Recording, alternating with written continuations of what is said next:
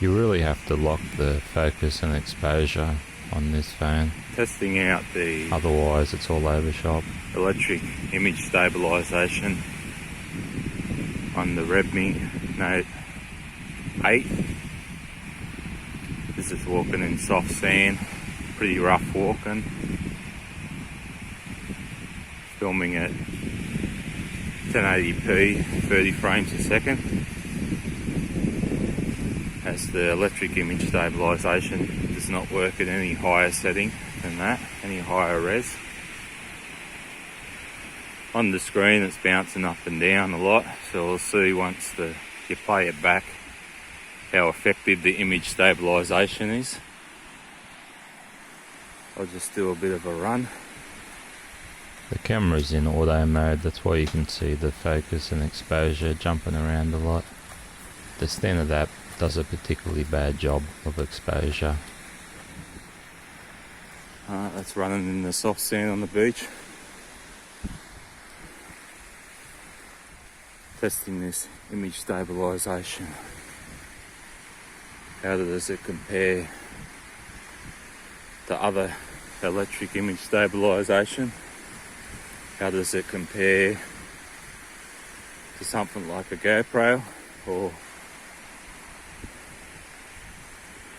these are a relatively inexpensive camera. Phone. You're looking around a couple $100.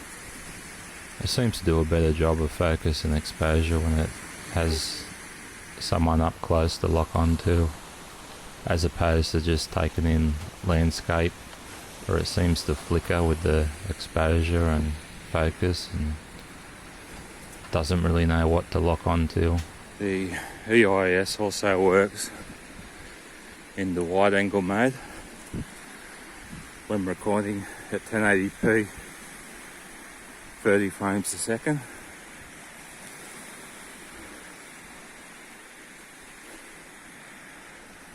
As you can probably tell, I'm breathing very hard. This is a big effort. I'm not in good shape. I'm working on it.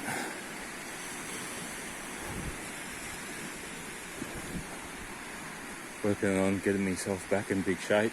Got to drop quite a few kg over the next 12 months. Alright, I'll switch to the wide angle. I'll switch over to the wide angle mode and see how that is. This is in wide angle mode.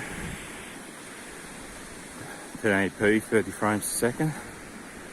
With the electric image stabilization.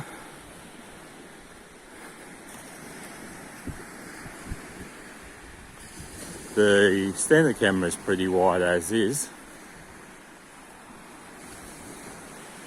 And this just takes it wider again. But the quality, I think it's a smaller sensor again. So the quality is not going to be as good, especially in the lower light. The main camera ain't real good indoors in lower light, but it's pretty good outdoors with the natural lighting. You're getting a little bit of sunlight, a bit of light. It's early in the morning at the moment.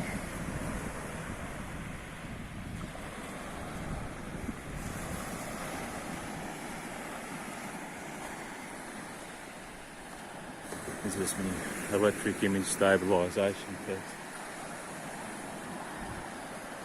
I'll get back into a run. It's bouncing around a fair bit in my hand. It's a bit hard to hold steady.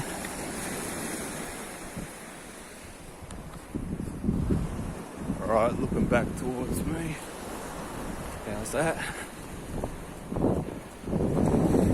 Electric image stabilization, smoothing out this rocky footage, this bumpy footage.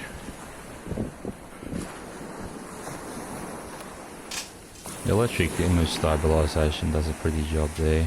Smooths it out a fair bit while I'm From what I've seen from the electric image stabilization, I haven't put it to a real good test, but just filming in general. Like with the phones, if you're not very smooth, you get that like jittery movement effect where you're moving your hand a bit too fast, or you're shaking a slight amount, or in that situation I found the electric image stabilization to really smooth out the footage in these phones. And for the price of these phones, even compared to some of the more expensive phones, the image stabilization does a pretty good job.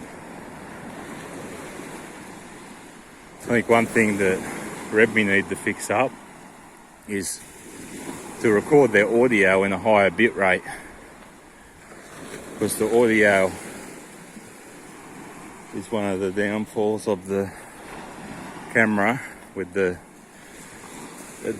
inbuilt app is the only one you can use as well for the image stabilization, and it also does not allow recording with an external microphone while you're in this app. If you put it into another app like Gcam or Open Camera, then you can use an external microphone, but it's incredibly hard to get any sort of smooth footage unless you're stationary and moving very slowly, because there's no image stabilization. And I don't think there's any other third-party app, because Xiaomi don't unlock that feature for the third-party apps to use the electric image stabilization. If someone brings out an app with Gcam that can use the image stabilization, or Open Camera, or any app where you can increase the audio bit rate too, then you could use a external microphone, a lapel microphone. Having the microphone, you would get a lot better sound quality, as well as having the image stabilization to give you that much smoother footage.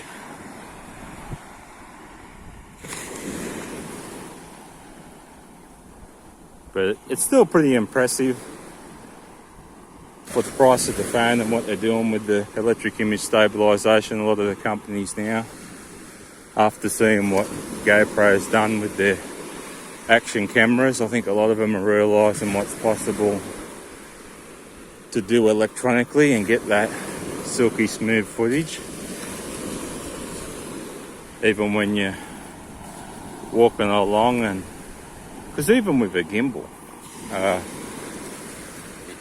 when you're walking along, you still have to be somewhat smooth. You can't just walk along as you like. You're still going to get some effect from that. Like, that's why a lot of them using the gimbals. They're doing ninja walks and slow movements to still get that silky smooth footage.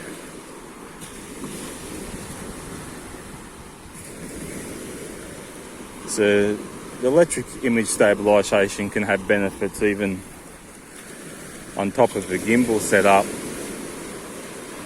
as far as really, you can just, like, if the image stabilization's working real good, it's a good setup the way they've done it. You can basically walk and run and move as you like, and you're still getting that silky smooth footage. And that's a big thing. Because even when I first started doing video, I'm still learning video, but when I was traveling overseas and I didn't really know much about doing video, that was one of my biggest things, is I didn't know much about stabilization. And I had an RX 100, the original one, and you could record in 1080p, I think it was 25 frames a second, and that didn't have any image stabilization. And when I played back my footage when I got home from being overseas for about a month over in Asia and Cambodia, looking at the temples and all that, my footage, yeah, I didn't, really realise how smooth you had to attempt to be to get that footage. Like, I'm trying to be smooth somewhat. I'm not just walking around willy-nilly trying to get the footage and expecting it to be smooth, but without any stabilisation at all, in-body stabilisation or anything, yeah, I found it very difficult to get the smooth footage at that time. Whereas now, with the likes of the electric image stabilisation in some of the phones and the GoPro, as long as you've got good lighting, your footage is silky smooth without too much effort. And that's probably one thing a lot of people have a problem with, is getting the smooth footage. And another one would be the audio, especially like even now, it's not very windy now, so I shouldn't be getting any wind noise. I'm holding the phone relatively close to my face at the moment, so hopefully that's picking up. But a lot of the time you really want an external microphone, whether it's the lapel style microphone or shotgun style microphone with a wind muff, so you can get rid of that wind noise. There's a lot of places you go, you're going to get some wind, and that's going to really mess with your audio. Every time a bit of a breeze comes up, you get that bad audio noises. New GoPro 8, they're bringing out the media mod, where you can it's got like a little microphone on it, but plus you can plug in a microphone into an input on it for a lapel microphone. And they've got relatively good image quality these days. The reliability for me, from what I've seen, having not owned the camera, a lot of people have had reliability issues with the GoPro cameras, ones I've seen on YouTube and all that. And some, you're going out doing hours of footage, you come home and a lot of it's corrupted or got artifacts, and I think mainly it's from the camera overheating, would be my assumption. It could be software related issues, but I'd say, like, everyone's recording, a lot of people are recording in 4K.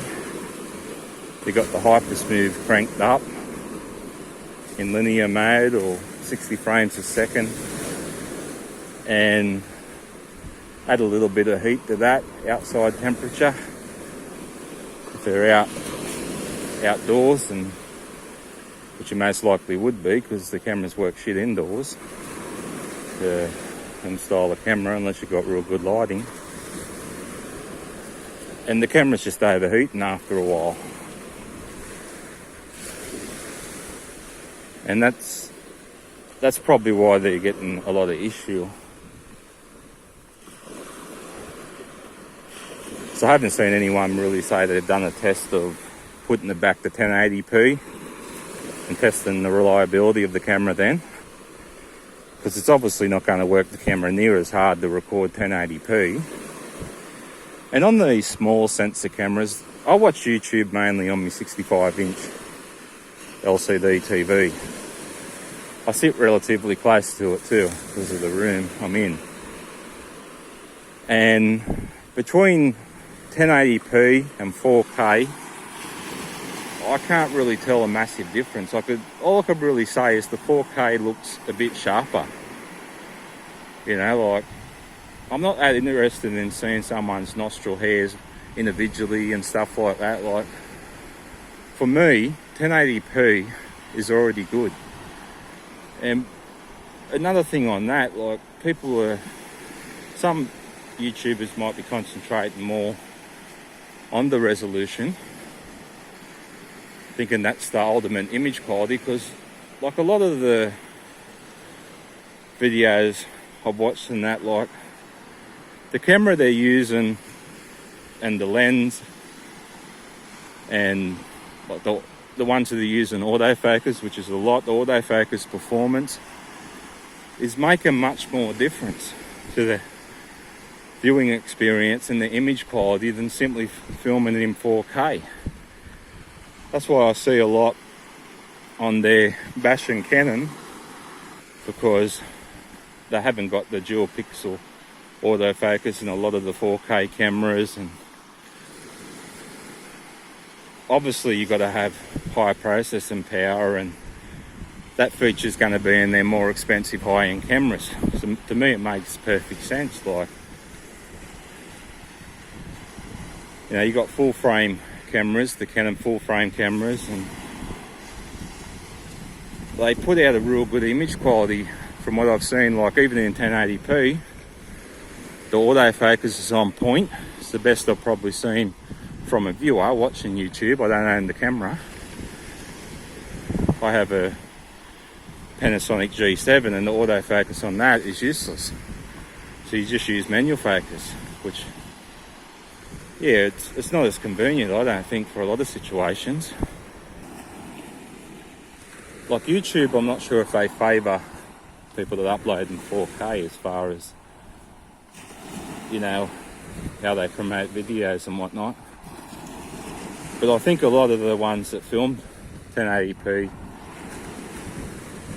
just put it on a 4K timeline and output it to 4K, then upload it in 4K, and then they're getting the benefit of the they're getting the benefit of the bit rates and all that YouTube convert to. I don't know if it's a massive difference, but I have heard on forums and that some people are saying to upload in the highest possible res to get the better compression or bit rates and all that. So if they record in 1080p and then upscale, put it on a 4K timeline and export to 4K, like, nobody's going to be calling them out or even realising, the viewers. Even someone like me, like most people on YouTube, yeah, the statistics are saying that most people use phones and some might use tablets, and probably less than 5%, would be even less than that, I say, watch on a big screen TV.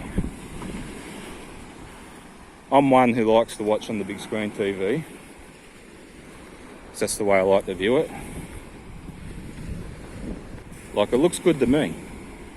The TV upscales to 4K. Like, most 4K TVs do a really good job of upscaling 1080p content to 4K. And I struggle to tell the difference, even in like Hollywood movies and stuff like that. Like I said, the main thing for me is just, if I really analyse it and look, is the sharpness. The picture just seems a bit crisper. But otherwise, I can barely tell. I don't know if you need like a TV the size of a wall. Making 8K TVs now, and I don't really know what the point is too much. Like, they might do a real good job of upscaling 4K to 8K, and that's the benefit, perhaps. There's a lot of 4K content out there. But really, if it's hard to tell the difference between 1080p, like good quality 1080p upscaled to 4K, on a half decent TV with a half decent upscaler, if it's hard to tell the difference, then how are you going to tell the difference on a similar size TV looking at 8K? Like, it's going to come down more so the image quality and colours. Like, if you've got an OLED TV, then the colours and everything on them seem to be the premium. Like, the OLED seem to be where it's at from what I've seen, looking at them in store and reviews, and got family members that have this one. I've just got the normal LCD TV, but I'm pretty impressed with the picture on that TV. But the OLED, to me, the colours seem to be just at another level.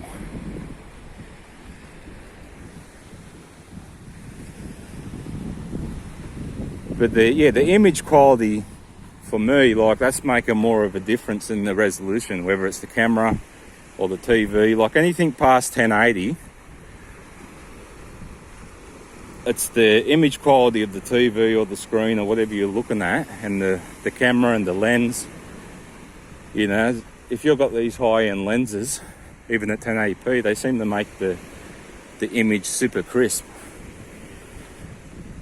because the lens is so sharp.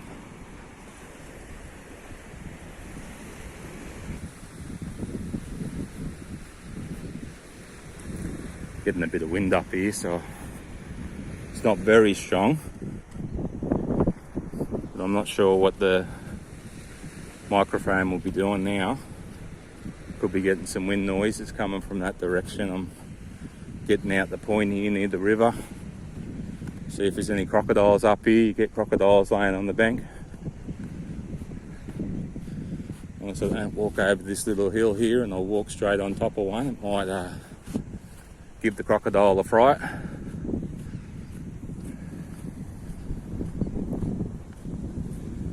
Yeah, how's the wind noise there? It's probably blowing directly into the microphone at that angle.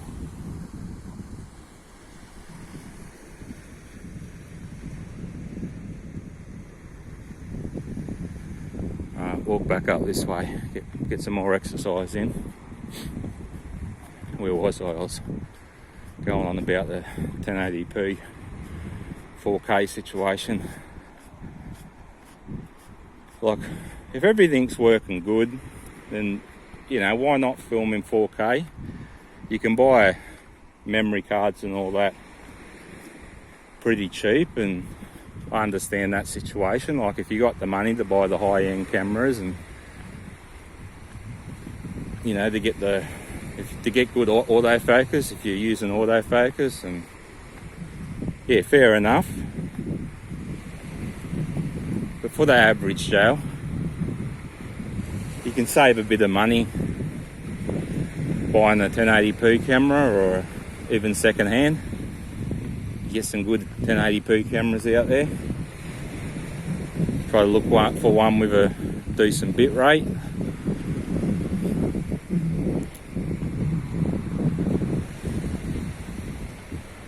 The same with editing 4K. Like,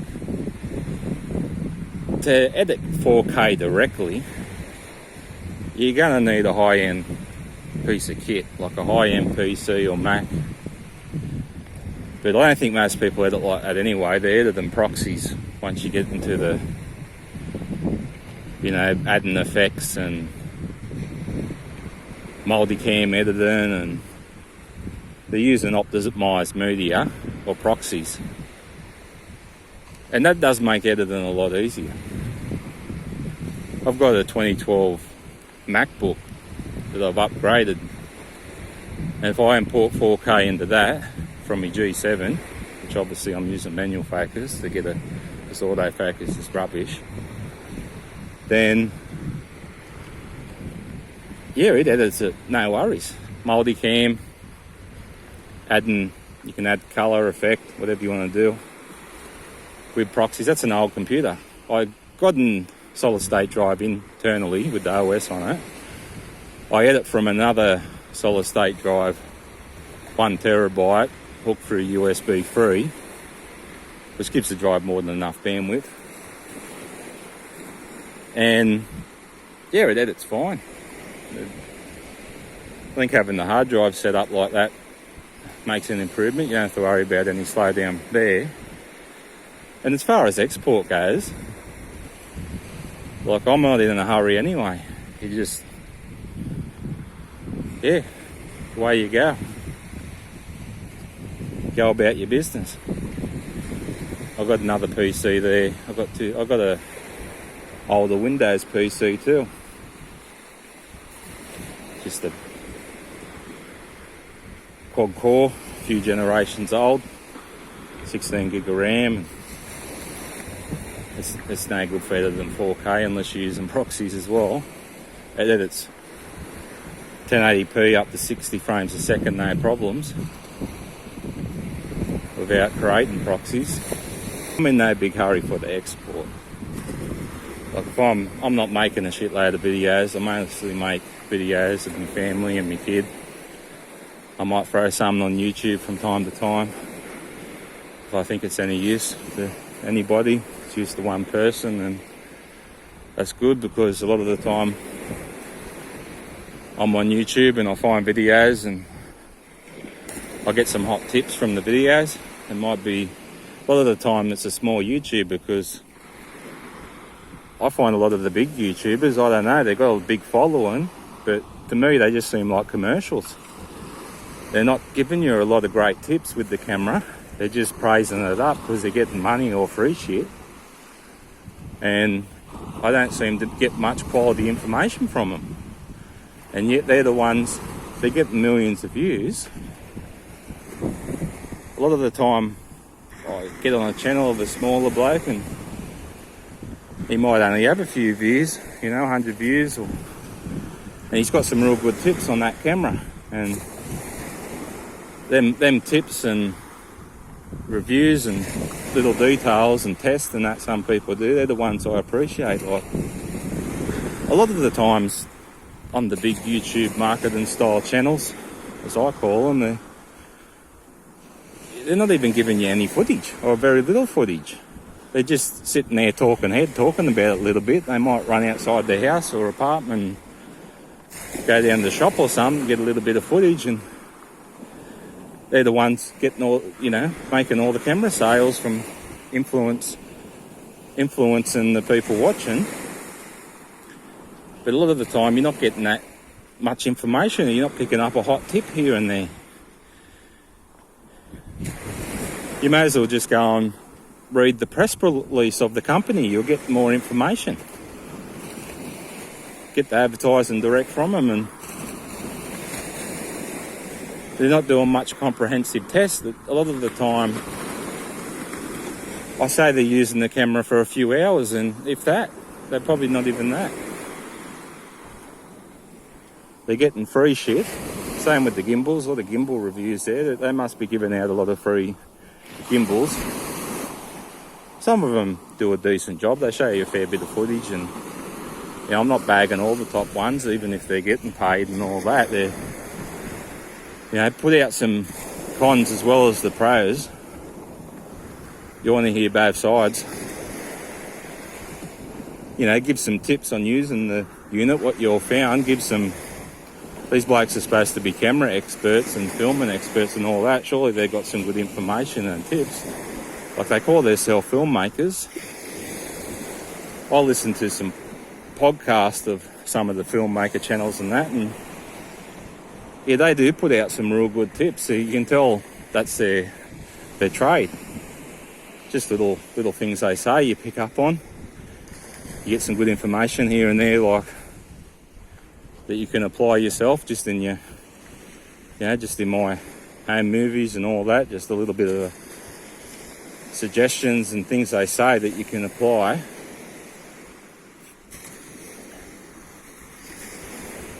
And yeah, they've got some quality information. For a lot of these YouTubers, a lot of the big YouTubers got 1 million followers, and they call themselves filmmakers and all this. They're not putting out that much information or that many tips. You're lucky to get a hot tip there, here and there.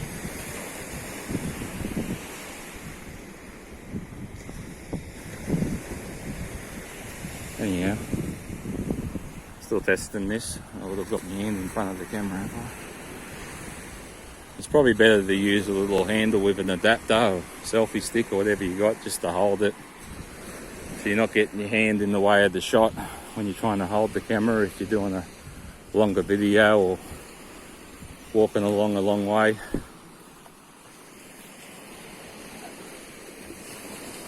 Anyway, that'll do for now. There's the view on the wide angle camera.